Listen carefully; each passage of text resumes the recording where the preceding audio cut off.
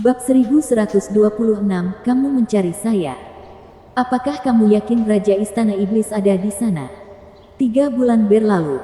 Raja Pedang Sitar berada di aula mewah. Dibingkai oleh cahaya yang menenangkan dan pakaian yang elegan. Seorang pria berlutut di hadapannya. Tua dan botak. Raja Pedang. Aku telah mengintai Istana Iblis selama beberapa dekade. Sedangkan keberadaan Raja Istana selalu tidak diketahui. Namun berkat pengalamanku yang luas selama bertahun-tahun, akhirnya aku menarik beberapa kesimpulan berdasarkan lokasinya yang diketahui. Saya pergi ke sana untuk mencoba keberuntungan saya dan benar-benar menemukan salah satu dari 5 Raja Dharma. Raja Burung Gereja. Dia dan Beast King adalah yang paling umum dari 5 orang yang menyertai penguasa istana. Kehadirannya adalah bukti kuat bahwa penguasa istana ada di sana. Di Swordfall, Raja Pedang Sitar mengangguk dan mengusirnya. Bal Demon membungkuk dan pergi. Ya, baiklah. Aku tidak tahu kalau Raja Pedang Sitar sangat ingin bertemu denganku. Hahaha, terdengar suara tawa. Kalau begitu, kamu harusnya punya gambaran kasar tentang istanaku. Mengapa harus bersusah payah melacak saya selama beberapa dekade? Raja Pedang Sitar dan Iblis Botak tersentak. Jantung mereka berdegup kencang. Mereka memutar kepala dan akhirnya menyadari pemuda tambahan dengan mata tertutup duduk di singgasana Raja Pedangnya. Senyuman lucu namun berbahaya di wajahnya. Dia memiliki seorang gadis dan seorang pemuda di kedua sisinya. Menatap mereka seperti elang. Tanda-tanda di pinggang mereka berkilauan dalam cahaya dengan cara yang mempesona. Mata Bal Demon membelalak. Hampir mengotori dirinya sendiri saat dia tergagap. Baby King dan Sparrow King. Kakakmu adalah penguasa istana. Raja Iblis kegelapan dari Istana Iblis. Alis Zider Sword King bergetar. Terkejut dengan kemunculannya yang tiba-tiba. Lalu dia menjadi serius. Zuo Fan mengangguk. Akan sangat disayangkan jika semua upaya yang melacak saya selama beberapa dekade tidak muncul. Bukan begitu.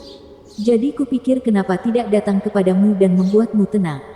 Hahaha. Meneguk. Lutut Bal Demon terasa jeli.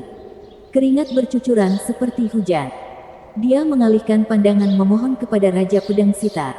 Menunggu keputusannya. Bos, kamu menyuruhku melakukan ini. Ini wilayahmu. Kamu harus membantuku. Raja Pedang Sitar tidak punya waktu untuk memikirkan krisis eksistensialnya. Menatap tajam ke arah Zhou Fan sebelum mengeluarkan sitar milenium. Dia menjentikkan tangannya dan melodi yang menenangkan terdengar. Melepaskan 7 energi pedang langsung ke Zhou Fan. Mereka mengatakan bahwa Raja Iblis kegelapan sangat kuat. Berada di puncak kekuatan dunia. Saya ingin menguji sedikit kemampuan saya melawan yang mulia. Jika Baginda menganggap saya layak. Pedang tidak jelas 7 nada. Setan botak menyala. Beraninya kamu. Kiawer mengamuk tetapi Zuo Fan balas melambai. Zuo Fan mencibir dari singgasana agung. Dia bahkan tidak perlu bergerak saat perisai terbentuk di sekelilingnya. 7 serangan yang didukung oleh kekuatan Raja Pedang gagal saat bersentuhan. Mereka bahkan tidak bisa mengguncang perisainya. Bahkan anak berusia 3 tahun pun lebih kuat. Mata Zider Sword King bergetar karena terkejut. Tulang punggungnya terasa dingin. Raja Iblis kegelapan sangat mengerikan. Seven Notes Obscure Sword milikku tidak bisa menyentuhnya. Dibatalkan seperti tidak ada apa-apa. Ini tidak mungkin terjadi. Bal Demon ternganga lebar. Matanya melotot. Namun, isi perutnya menggeliat karena penyesalan karena telah mengejar ahli menggelikan seperti penguasa istana. Bahkan serangan Raja Pedang pun tidak bisa membuatnya bergeming. Karena diketahui bahwa dia adalah mata-mata Raja Pedang Sitar, maka nyawanya terancam. Terutama karena bosnya tidak dapat menyelamatkannya. Rasanya dia ingin menangis saat itu juga. Sensasi melakukan semua yang dia inginkan di negeri ini karena berada di bawah Raja Pedang Sitar muncul di kepalanya. Oleh karena itu, dia mengabaikan Raja Istana Iblis dan Raja-Rajanya. Menganggap mereka sebagai rumor yang berlebihan jika dibandingkan dengan kekuatan Raja Pedang sejati dari wilayah pusat. Kenapa lagi mereka tetap bersembunyi dan begitu licik tentang hal itu? Namun kenyataan membuktikan sebaliknya. Kotoran. Mereka sangat kuat. Kamu menyebut dirimu sendiri Raja Pedang padahal kamu bahkan tidak bisa membuatnya menggerakkan satu jari pun. Setan botak langsung membungkuk kepada Zuo Fan. Lepaskan aku, Tuan Istana. Aku tidak punya pilihan. Raja Pedang Sitar membuatku. Silakan. Raja Pedang. Apakah itu cukup keingintahuanmu? Sekarang aku punya sedikit rasa ingin tahu dan bertanya-tanya apakah kamu bisa memberitahuku kenapa kamu bersikeras berusaha keras untuk mencari tahu tentangku. Dari 10 Raja Pedang, Raja Pedang Sitar adalah yang paling santai dan santai di antara mereka. Tidak menghalangi Anda. Orang-orangku juga memiliki waktu yang mudah untuk bekerja di daerahmu. Membuatku bahkan tidak melihat Raja Pedang Sitar sebagai musuh. Mengabaikan kebisingan latar belakang. Liu Mubai mendapat perhatian penuh dan senyuman Zuo Fan. Raja Pedang Sitar terkekeh kegirangan. Sebelum semua kegembiraan lenyap seolah tidak pernah ada. Saya berterima kasih atas kemurahan hati Raja Istana. Tetapi sebelum saya menjawab, apakah saya akan lancang jika menanyakan sesuatu kepada Raja Istana? Dengan Istana Iblis tersebar di 5 negeri. Apakah kamu punya niat untuk menjatuhkan kerajaan Bintang Pedang? Ya. Zuo Fan dengan cepat menjawab. Mengapa? Itu menghalangi saya dan harus disingkirkan. Zuo Fan bersungguh-sungguh sekaligus serius. Zuo Fan perlu mengatur susunan mundur yang melintasi seluruh negeri. Swagstar Empire memegang kekuasaan di area tengah dan pasti akan mengganggu proyeknya jika dibiarkan. Bukannya aku bisa berdansa dengan mengatakan, "Hei, biarkan aku menyiapkan ini secepatnya dan aku akan segera berangkat." Mengapa? Baik itu wilayah maupun aset. Semuanya didasarkan pada kekuasaan. Mengapa ada orang yang berbicara dengan Anda ketika Anda tidak punya nama apapun? Dan jika Anda mempunyai kekuatan, mengapa membuang-buang waktu dengan obrolan kosong padahal pengambilan keputusan jauh lebih mudah? Demi dirinya sendiri dan tujuannya, Zuo Fan harus menjatuhkan kekaisaran. Yang tersisa hanyalah saat yang tepat untuk memanfaatkannya. Raja Pedang Sitar menatap tajam ke arahnya dan menyadari kebenarannya. Dia menyeringai. Matanya bersinar dengan harapan. Kalau begitu aku juga bisa berterus terang kepada penguasa istana. Ayo kerja sama. Kiawer dan Sanzi muda berbagi pandangan penasaran. Sementara iblis botak yang menangis tersedak air mata dan ingusnya saat dia menatapnya lebar-lebar. Bos, apakah kamu mabuk? Anda tidak mengirim saya mengejarnya untuk membawanya keluar tetapi untuk bekerja sama. Apa-apaan? Mengapa? Zuo Fan melihatnya datang. Menilai dari tatapan datarnya. Beri aku satu alasan bagus mengapa aku harus mempercayaimu. Kami memiliki tujuan yang sama. Kamu dan aku. Kehancuran kerajaan Bintang Pedang. Raja Pedang Sitar menghela nafas. Sebelum kerajaan Bintang Pedang menguasai wilayah tengah, klan Liulah yang menggunakan pedang Sundering. Klanku. Pedang tak terkalahkan menantang semua orang kiri dan kanan. Melampaui kita semua. Dia memang jenius.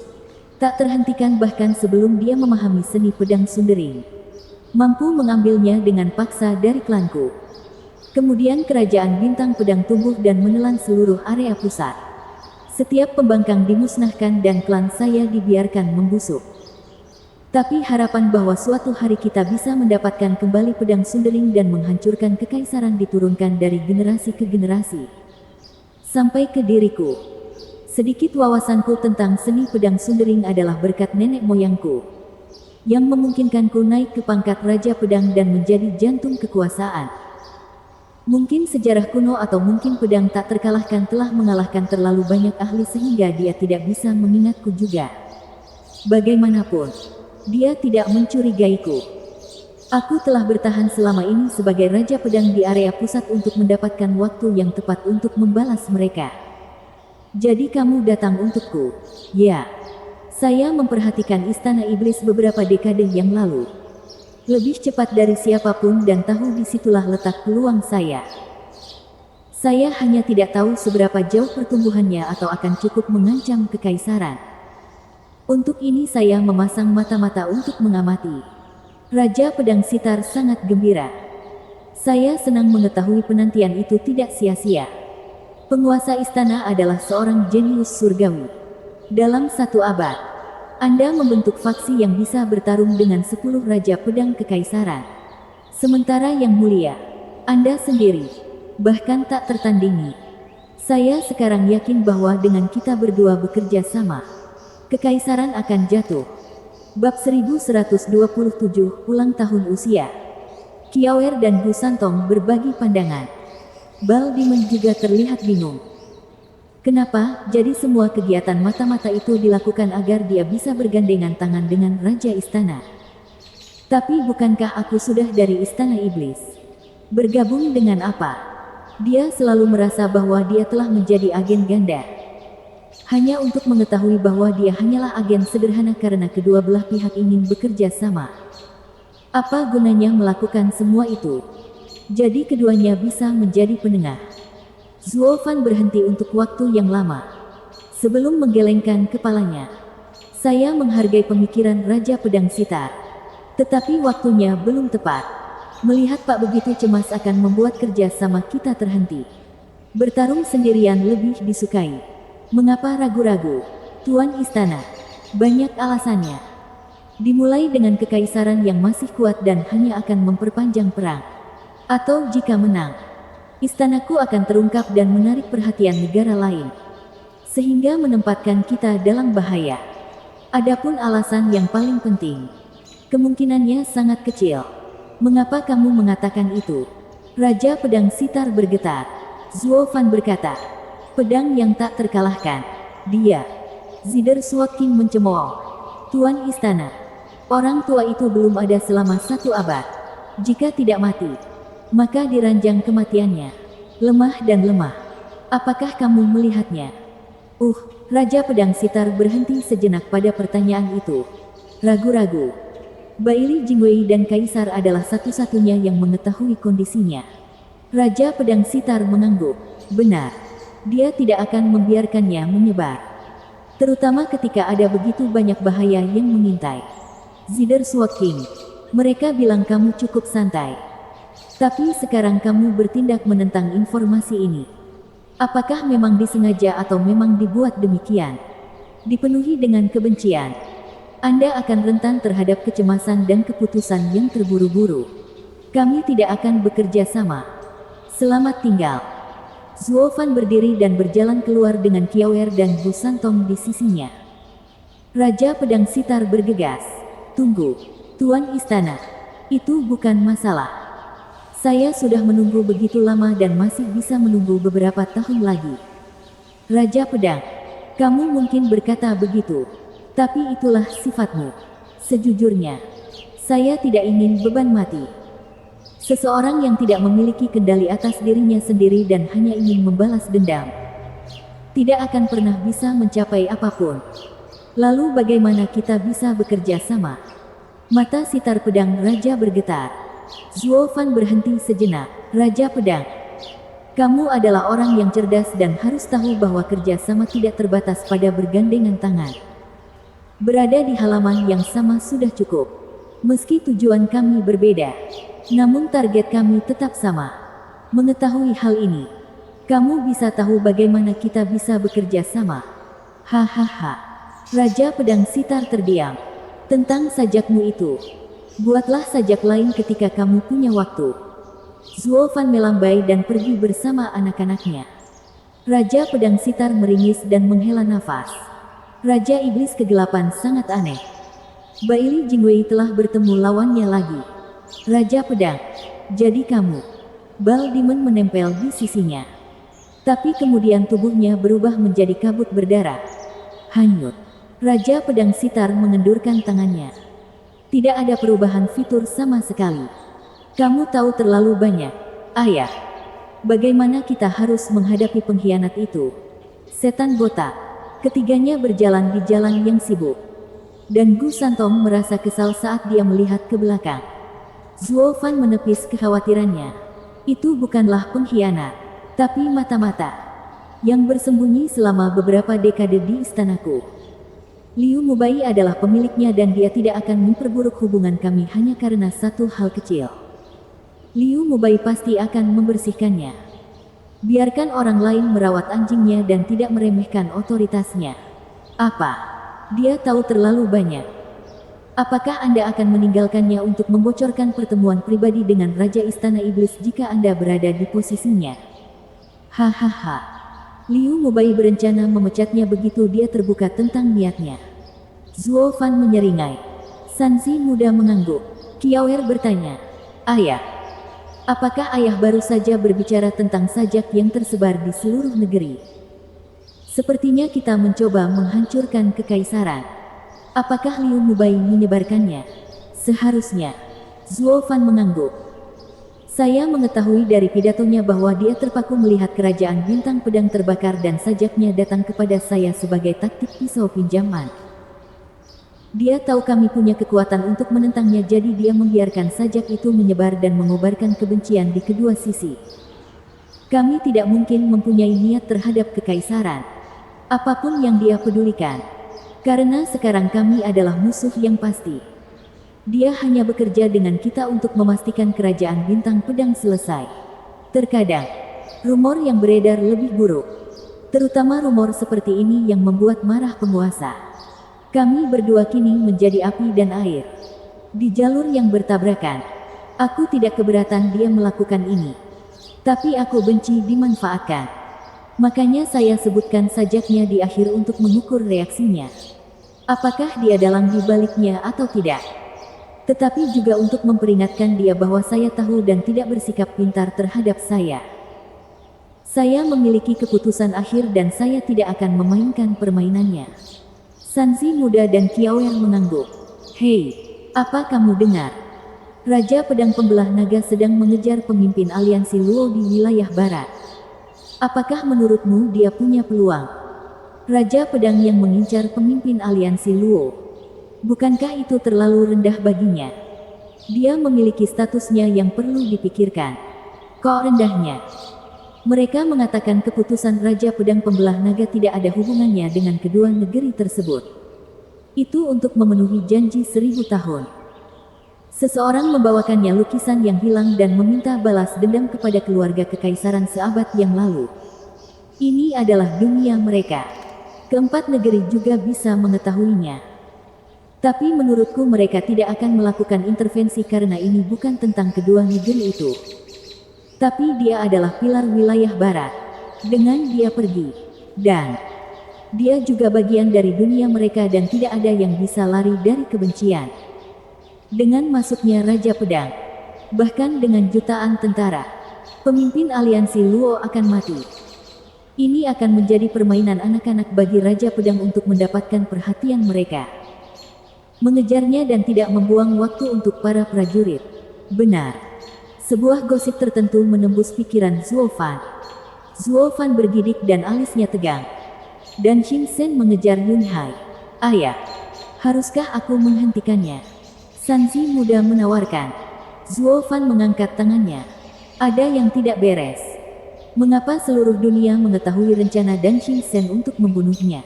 "Ayah, apa maksudmu?" Kecurigaan datang dari tipu daya. Dan Xing Sen selalu diam. Sementara orang yang meminta bantuan tidak akan membiarkannya bocor untuk memperingatkan mereka. Rayakan setelah pekerjaan selesai. Atau apakah dia begitu yakin Dan Xing Sen bisa melakukannya? Zuo Fan merenungkannya dan kemudian berkata, "Qiaoer, Sanzi muda, cari tahu reaksi 5 negeri terhadap ini. Aku sendiri yang akan menghentikan Dan Tua. Saya khawatir ini hanya tipuan selama ini." Keduanya membungkuk. "Ya, ayah." Di Gunung Blackwind, markas aliansi Luo. Aula utama didekorasi untuk acara khusus. Ulang tahun agung pemimpin aliansi Luo Yun Hai. Tanpa menyadari bahaya yang akan terjadi, para ahli dan tamu terkenal datang dari berbagai penjuru. Dengan setiap tokoh di wilayah barat hadir di sini. Bahkan 9 sekte ada di sini untuk memberikan penghormatan. Pemimpin aliansi Luo, semoga kamu panjang umur dan bahagia. Pemimpin sekte Li, ayo, duduk. Pemimpin aliansi Luo, Anda sendiri yang memberi saya banyak bantuan dengan menyambut saya. Kepala klan Zhang. Itu wajar. Tuan datang ke hari ulang tahunku adalah suatu kehormatan yang nyata. Hahaha. Luo Yunhai dan Yue berada di depan aula. Menyapa banyak tamu dengan senyuman kaku. Dia terkadang melirik ke arah Yue. Memberikan senyuman pahit. Yue, apakah usia 150 tahun layak untuk ulang tahun yang megah? Aku bilang jangan menahannya, tapi kamu bersikeras dan sekarang lihat betapa menyakitkannya itu. Salah siapa kalau bukan salahmu? Yue memutar matanya. Memberinya tatapan tajam. Kamu ingin merebut kekuasaan sejak seabad yang lalu. Untuk itu, kita perlu menjalin koneksi. Dan ulang tahun yang megah adalah saat yang terbaik. Pengurus Suge sendiri yang mengatakannya. Sebuah perayaan kecil setiap 5 tahun dan perayaan besar setiap dekade. Pastikan untuk mengundang semua orang yang terkenal di wilayah barat. Meningkat dari satu acara ke acara lainnya sambil menggunakan perilaku jujur aliansi Luo untuk mempengaruhi masyarakat. Memang benar, ulang tahun yang megah memang merepotkan. Namun Anda tidak bisa memungkiri dampaknya. Dekade-dekade ini, aliansi Luo tidak hanya berkembang pesat, namun suara Dir juga semakin berpengaruh di wilayah barat. Lebih baik daripada Double Dragon Manor yang tetap tutup selama bertahun-tahun.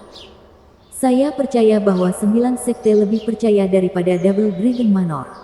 Rencana Steward Suge bekerja dengan sangat baik. Senyuman Luo Yunhai menghilang dan mengangguk. Ya, pekerjaan mereka membuahkan hasil yang luar biasa. Luo Alliance telah mendapatkan lebih banyak teman. Aku hanya sedih karena kamu harus bekerja keras bersamaku. Sayang, ini tugasku. Yue tersipu sambil tersenyum manis. Luo Yunhai melihat sekeliling dengan aneh. Sekarang kemana gadis itu lari? Bab 1128, Ketidakpuasan. Yue melihat sekeliling dengan rasa ingin tahu. Ya, di mana dia? Aku juga tidak melihat pedagangnya. Siapa yang kamu panggil Goper? Yue. Seorang pria parubaya yang tinggi berjalan mendekat sambil tersenyum. Hahaha. Bocah nakal itu telah diambil oleh putrimu yang menawan selama bertahun-tahun. Selalu mengejarnya seperti anak anjing yang tersesat. Anda juga tidak bisa mengusirnya. Seperti bayangan. Mengapa tidak langsung saja menandatangani kesepakatannya? Wajah Yue mengejang dan mendengus. Kamu berharap, bagaimana putramu cocok untuk putriku? Luo Yunhai tertawa. Saudara Xing Yun, Sifan dan Jianshan masih muda. Mari beri mereka waktu beberapa tahun lagi. Bagaimana kabar mereka muda? Long Xingyun terkekeh. Tampak penuh harap. Saudara Yunhai, persahabatan kita dimulai sejak Tianyi. Kami membangun aliansi Luo bersama-sama. Keduanya tumbuh bersama. Kekasih masa kecil yang hanya saling memperhatikan. Mengapa tidak menjadikannya resmi? Hahaha. Apa yang saling memandang? Putriku bahkan nyaris tidak melihatnya.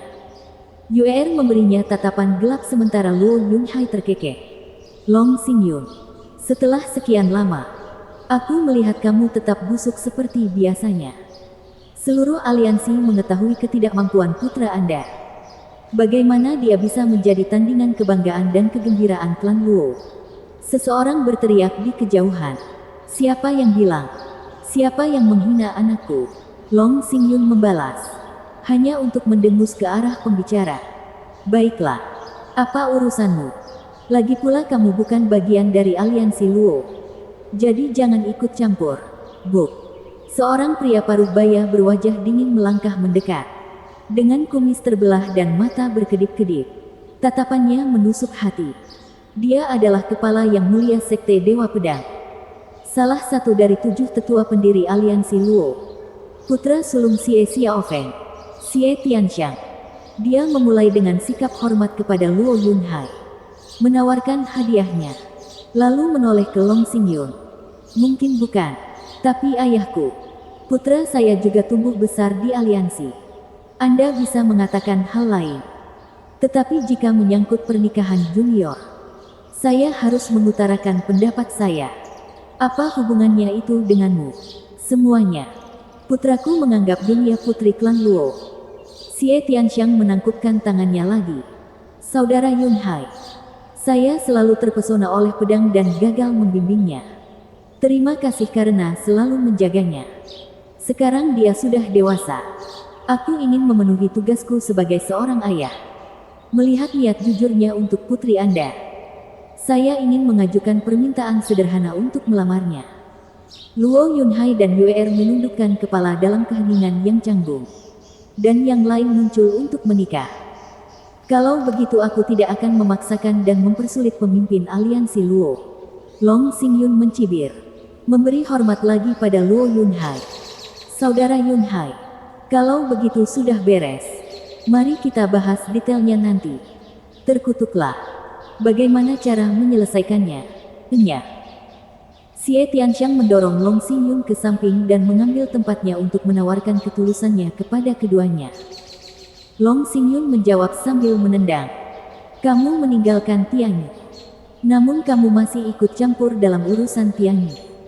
Kedua teman lama itu mulai bertengkar seperti bider. Meskipun tidak pernah menggunakan kekerasan, adegan yang mereka buat tidaklah lebih kecil.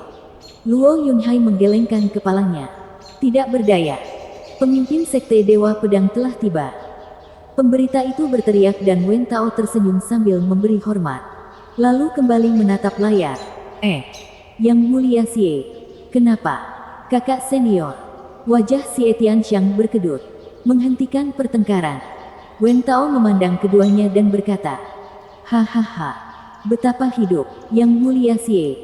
Anda sangat santai sekarang setelah berada di rumah. Tidak seperti sikap tegas Anda di sekte. Xie Tianxiang memutar matanya. Namun ada senyuman di wajahnya. Pemimpin sekte Wen. Sudah lama sekali. Luo Yunhai menangkupkan tangannya. Wen Tao mengabaikan kesopanan yang berlebihan. Tolong. Kita semua bersaudara di sini. Tidak perlu untuk itu.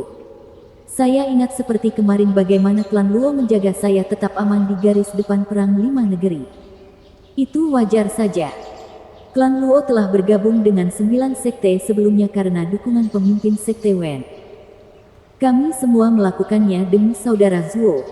Sementara kamu menyelamatkan hidupku. Mereka tidak bisa membandingkan. Bagaimanapun, kami menjadi keluarga sejak saat itu. Saudara Luo, selamat. Wen Tao menangkupkan tangannya lagi. Luo Yunhai membalas isyarat itu dengan kegembiraan dan ketulusan yang sama. Pemimpin Sekte Api Neraka Yan Mo dan pemimpin Sekte Kejelasan Tertinggi Wu Qingqiu telah tiba. Keduanya melangkah ringan menuju kesibukan. Dan Wu Qingqiu tertawa. Saudara-saudara, kalian semua di sini. Saya melihat bahwa kita terlambat. Aku akan minum untuk menebusnya. Yunhai, selamat. Aku akan mengadakan ulang tahunku yang megah. Tapi kami semua adalah pemimpin sekte. Dan bukan lagi bagian dari dunia sekuler.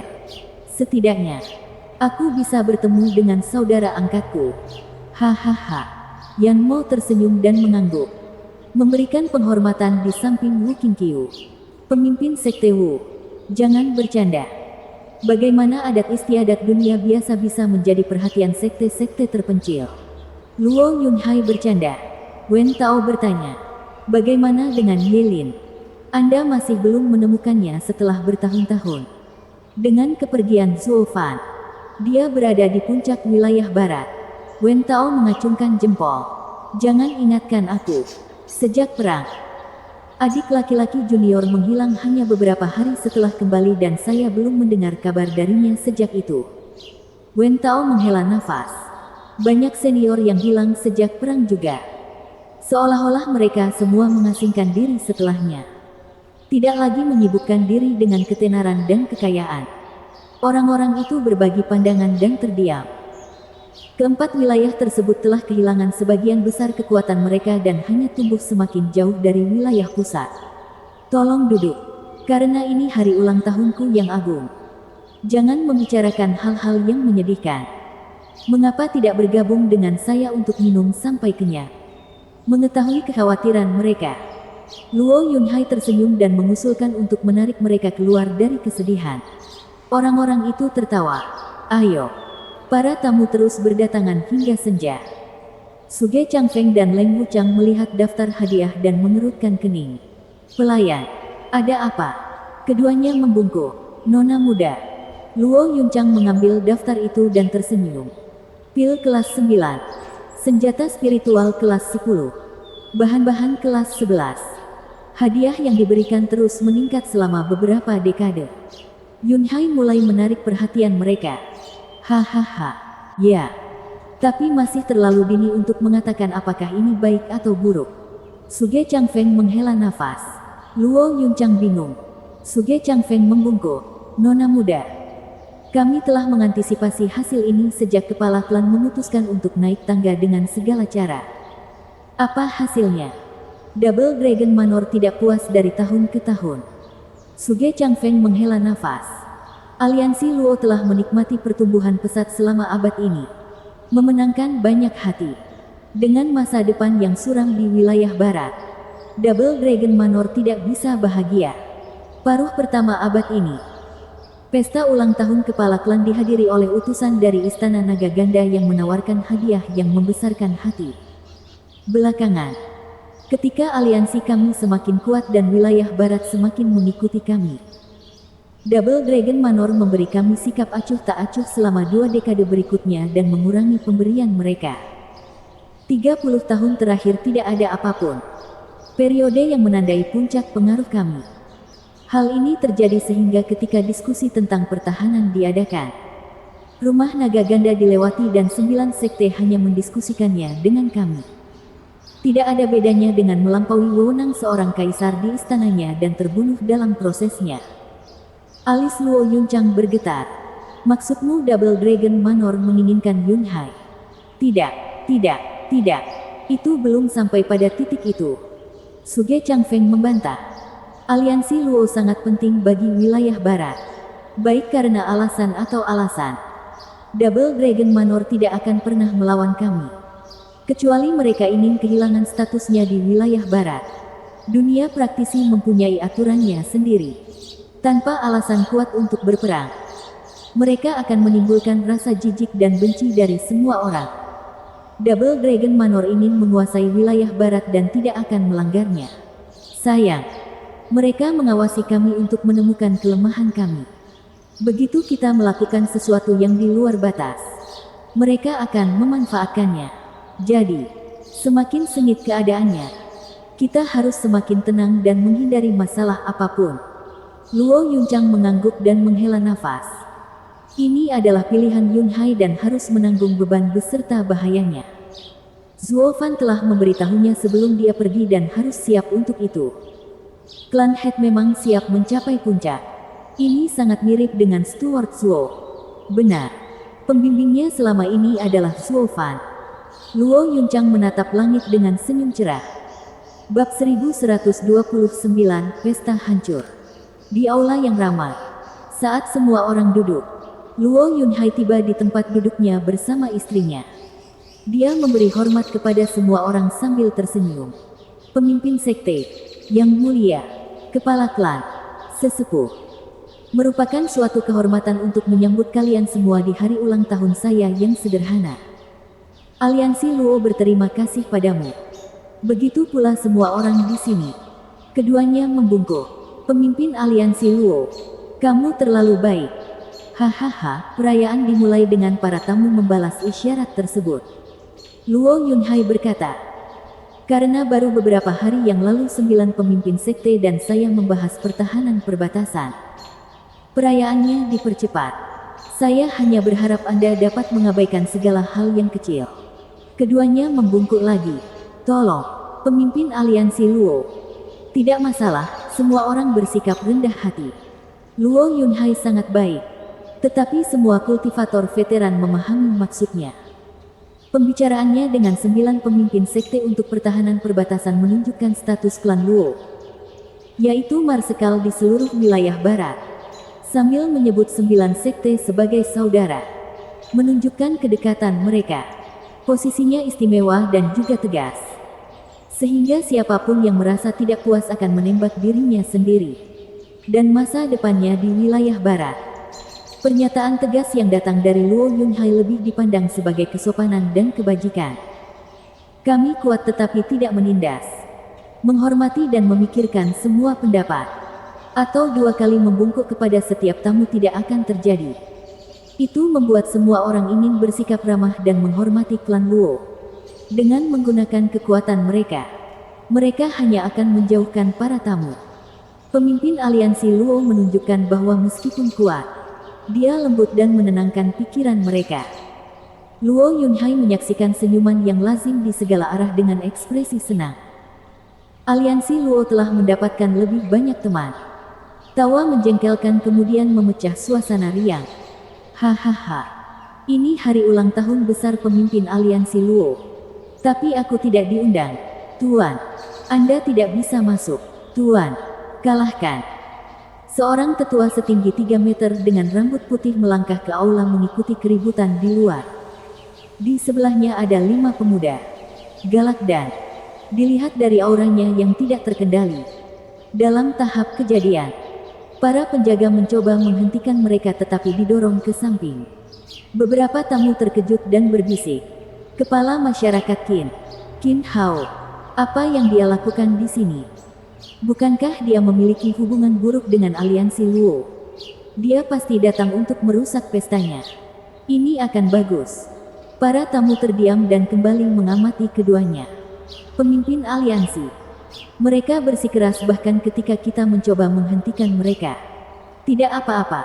Kamu boleh pergi. Penjaga itu bergegas melapor. Tetapi Luo Yunhai memecatnya. Dia kemudian menoleh ke lelaki tua itu dengan tangan ditangkupkan. Kepala masyarakat Qin. Apa hutang saya pada kunjungan paling tak terduga ini? Ya, kami tidak mengundang Anda, Tuan. Jadi apa yang menjamin kedatangan paksa ini? Luo Yunchang berdiri dengan mata dingin. Qin Hao tertawa mengejek. Nona muda, saya tahu sifat keras kepala Anda. Tetapi saya tidak menyangka Anda bahkan tidak menunjukkan rasa hormat pada hari ulang tahun saudara laki-laki Anda. Bagaimanapun klan kami adalah 2 kelompok terbesar di wilayah barat. Bukankah seharusnya pemimpin aliansi Luo juga mengundangku untuk merayakan ulang tahunnya? Saya ragu apakah mungkin saudara salah menaruhkan undangan karena Anda begitu sibuk dengan perbatasan dan mengabaikan banyak hal. Tidak masalah. Karena inilah aku. Mendoakan panjang umur. Hahaha. Kami tidak membutuhkan peniru sepertimu. Luo Yunchang mengejek. Sepertinya kepala masyarakat Qin mengharapkan perasaan saling menguntungkan. Maaf mengecewakan. Banyak tamu yang tidak berhati-hati dalam menyembunyikan tawa mereka. Wajah Qin Hao menunduk. Semua wilayah barat tahu bahwa klan Luo adalah yang pertama memulai aliansi klan. Dan membangunnya menjadi yang terkuat. Semua yang datang kemudian hanyalah tiruan. Goyah dan hampir tidak efektif. Kecuali masyarakat Qin. Berusaha sekuat tenaga untuk tetap dekat dengan model aliansi Luo. Namun, di mata semua orang, yang pertama adalah seorang pahlawan. Sedangkan yang kedua adalah orang yang tidak pernah berhasil. Dengan adanya aliansi Luo, masyarakat Qin dibayangi, ditakdirkan untuk menjadi yang kedua selamanya. Satu-satunya alasan hal itu bertahan begitu lama adalah karena Double Dragon Manor mendukungnya. Ucapan peniru Luo Yunchang mengejutkannya dengan cepat dan keras. Wajahnya menjadi gelap dalam hitungan detik. Pemimpin aliansi Luo. Jadi kamu benar-benar tidak berniat mengundangku. Tapi karena saya di sini sekarang, Anda tidak akan mengusir orang tua malang itu. Bukan. Itu akan bertentangan dengan semua yang diperjuangkan aliansi Anda. Duduklah. Kepala masyarakat Qin. Membawa piring lagi tidak ada gunanya. Luo Yunhai terkekeh dan memberi isyarat. Qin Hao memberikan tatapan mencemooh. Tidak mengikuti. Bukannya aku tidak menghargainya. Tapi melihat pemimpin aliansi Luo tidak ingin bertemu denganku, aku akan pergi. Tapi setelah bertemu dengan pemimpin aliansi Luo setelah sekian lama dan pada hari ulang tahunmu, aku tidak bisa pergi tanpa memberikan hadiah. Teman-teman, berikan hadiahnya. Ya. Seorang pria kasar membungkuk dan menawarkan kotak kayu merah sepanjang 3 meter setelah mengeluarkannya dari cincinnya. Luo Yunhai menatapnya tajam, mencoba menemukan sudut pandangnya. Mata Qin Hao memancarkan kilatan buas, melambai dan membuka kotak itu agar banjir warna merah membutakan penonton. Setelah menyesuaikan diri dengan pertunjukan yang mencolok itu, orang-orang tersentak. Pedang spiritual kelas 12 terbaik. Ini adalah hadiahku untuk pemimpin aliansi Luo. Harta karun yang cocok untuk seorang pahlawan. Mohon terima. Pemimpin aliansi. Qin Hao mencibir, membungkuk mengejek dan menantangnya dengan matanya. Aula itu meledak dalam bisikan. Senjata spiritual kelas 12 jarang ditemukan. Dari mana dia mendapatkan harta karun sebesar itu? Senjata spiritual berkualitas tinggi seperti itu merupakan keajaiban bagi setiap negeri. Bahkan Double Dragon Manor mungkin tidak memiliki mereka. Saya yakin bahkan area pusat tidak boleh memiliki lebih dari beberapa. Sedangkan untuk negeri lain, sulit untuk mengatakan apakah mereka memilikinya. Apalagi yang teratas. Semua tamu mengalihkan pandangan mereka ke pertunjukan cahaya merah yang mempesona dengan kagum. Luo Yunhai juga terkejut. Kepala klan Qin Hao datang untuk merusak pesta. Itu sudah pasti. Double Dragon Manor pasti menyuruhnya melakukan ini untuk mengekang pertumbuhan kita. Ini hari ulang tahun kepala klan dan jika kamu tidak bisa menjadi pusat perhatian, perkumpulan Qin hanya akan menjadi semakin keterlaluan karena semakin banyak pendaki sosial yang akan menjilatnya. Leng Wuchang berbisik di telinga Luo Yunhai. Luo Yunhai mengangguk dan melihat kekaguman di wajah para tamu. Dia datang ke sini untuk pamer sehingga dia bisa memburu sekutuku. Aku harus menghentikannya atau aliansi Luo akan kalah darinya. Senjata spiritual kelas 12. Bahkan kualitas terbaik. Bukanlah intinya di sini. Tapi menggenggam hati orang-orang. Tapi apa yang bisa dia lakukan untuk melawannya dalam hal ini? Luo Yunhai menoleh ke arah Qiu Yanhai. Berbisik, Penatua Qiu. Kamu yang terbaik dalam menyempurnakan aliansi. Apakah Anda punya mahakarya? Kepala klan. Saya seorang penyuling. Tetapi hanya di kelas 10 dan paling bisa mencapai kelas 11. Saya tidak memiliki apapun yang dapat menandingi senjata spiritual kelas 12 terbaik seperti itu. Qiu Yanhai berada dalam kesulitan. Luo Yunhai menghela nafas, menatap Qin Hao namun tidak punya solusi.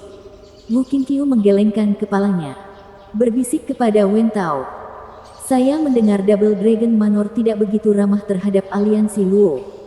Jadi mereka beralih ke masyarakat Qin untuk mengawasi mereka. Rumornya benar. Begitu. Ini satu-satunya penjelasan atas kebangkitan masyarakat Qin baru-baru ini. Bahkan jika Double Dragon Manor tidak memberikan harta sebesar itu kepada masyarakat Qin, hanya berdasarkan nilainya, mereka tidak akan pernah menunjukkannya, apalagi menghadiahkannya. Ini seperti menyerahkan sebagian dari diri mereka. Masyarakat hanya melihat untung dan rugi. Mengambil senjata spiritual kelas 12 untuk menyerang Luo Alliance menunjukkan bahwa Double Dragon Manor sedang bergerak. Wen Tao menghela nafas. Tapi apakah Double Dragon Manor seperti dulu? Tidak ada seorang pun di sana yang mengancam Double Dragon Manor. Kalau sekarang sudah ada, tentu saja sudah berubah. Aliansi Luo tidak berbahaya dalam pertumbuhannya. Namun dalam urusan komersialnya dengan seluruh negeri, menggunakan batu suci sebagai mata uang, Luo Alliance telah melampaui Double Dragon Manor, menjadikan Double Dragon Manor tidak ada gunanya. Double Dragon Manor tidak punya pilihan selain mengubah taktik untuk mendapatkan wilayah barat di bawah kendali mereka. Hahaha.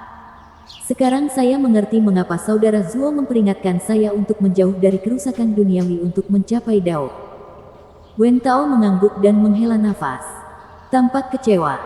Bab 1130, Kejutan dan Kekaguman. Qin Hao memandangi wajah terkejut semua orang dengan seringai keji. Menangkupkan tangannya untuk menunjukkan rasa jijiknya. Semuanya. Saya telah memilih perekrut dengan hanya memberikan perhatian kepada pemimpin aliansi. Saya tidak bisa membawa sesuatu secara sembarangan. Tidak pada acara penting seperti ulang tahun Akbar. Terkutuklah.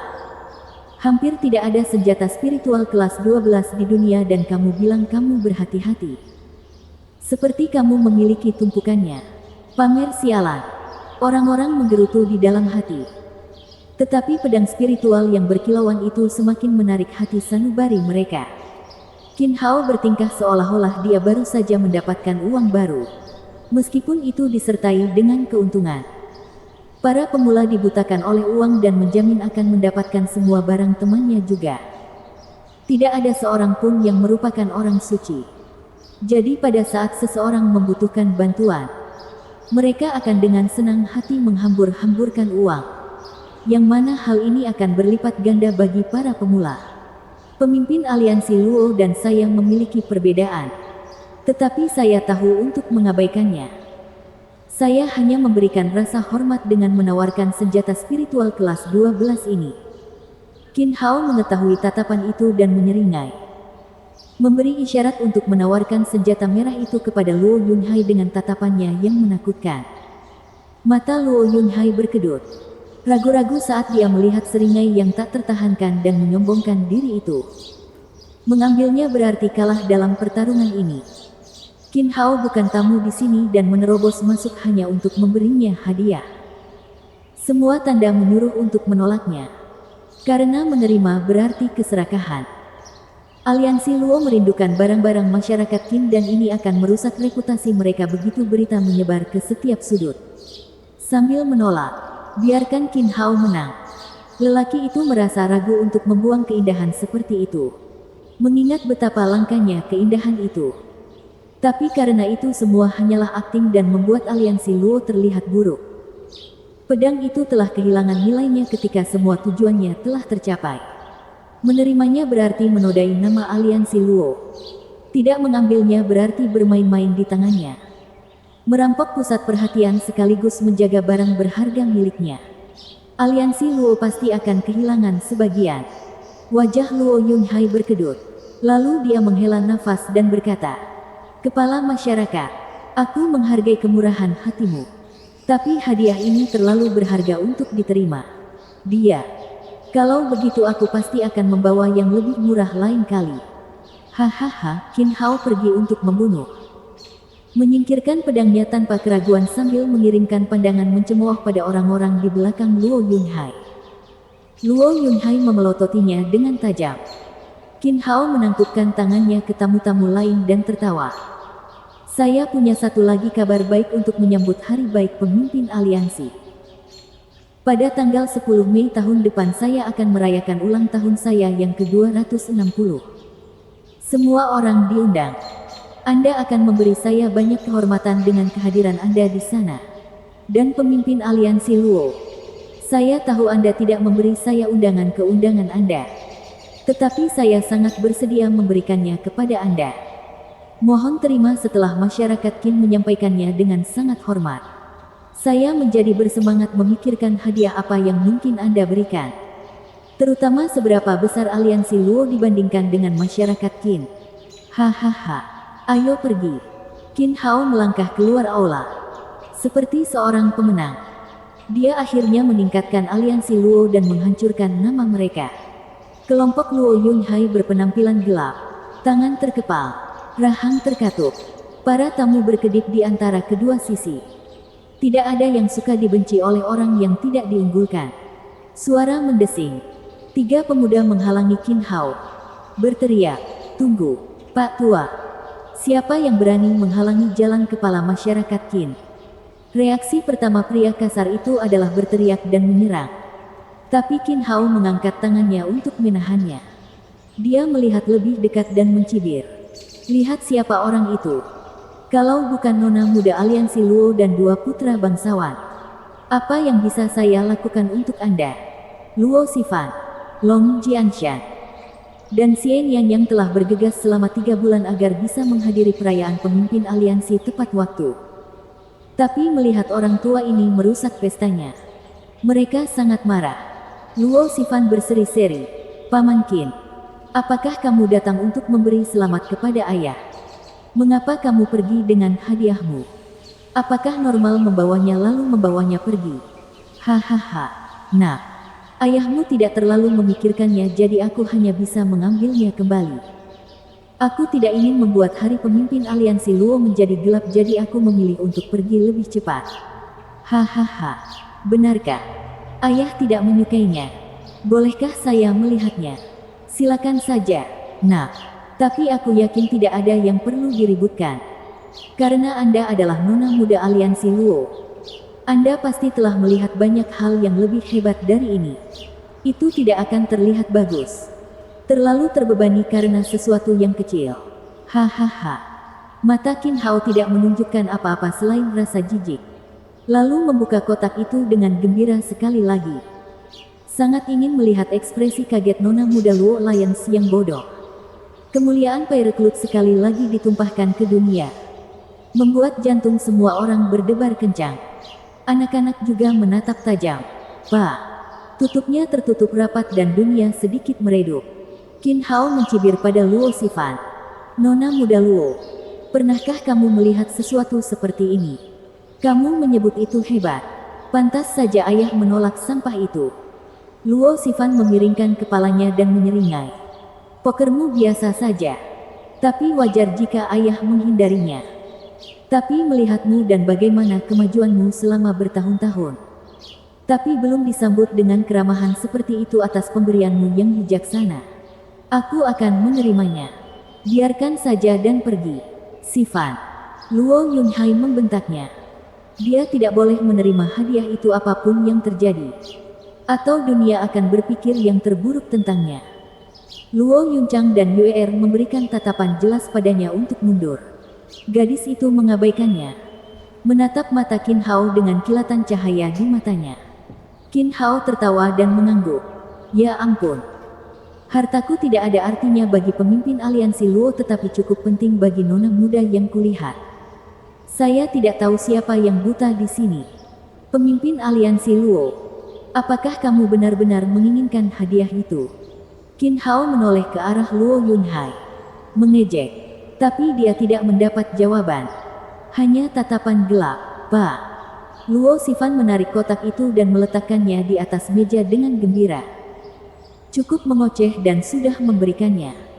Sudah kubilang aku akan mengambil perhiasan kecilmu. Xifan, menurutmu apa yang sedang kamu lakukan? Luo Yunhai meraung. Yang dicemooh oleh Qin Hao. Jadi pemimpin aliansi Luo sangat peduli dengan hadiah kecil dari diriku yang dulu. Lalu apa gunanya tindakan mulia tadi? Hahaha. Mulut Luo Yunhai bergetar. Hendak meludahkan darah. Tawa Qin Hao berubah menjadi tawa. Orang tua, mengapa ayah peduli dengan tusuk gigi? Aku hanya tidak tega melihatmu datang sejauh ini hanya untuk ditembak jatuh. Itu sangat tidak adil bagimu. Luo Xifan membentak. Kami memiliki lebih dari cukup sampah seperti itu untuk dipedulikan oleh aliansi Luo. Bahkan hadiahku berakhir lebih baik daripada hadiahmu. Tangan Luo Xifan bersinar dan pedang biru menyilaukan mata dengan aura birunya. Mereka semua tersentak. Bahkan 9 pemimpin sekte. Pedang itu. Kelas 12 teratas, gumam Yang Mo. Wen Tao mengusap alisnya. Jantungnya berdebar-debar. Bukan hanya top, tapi sempurna.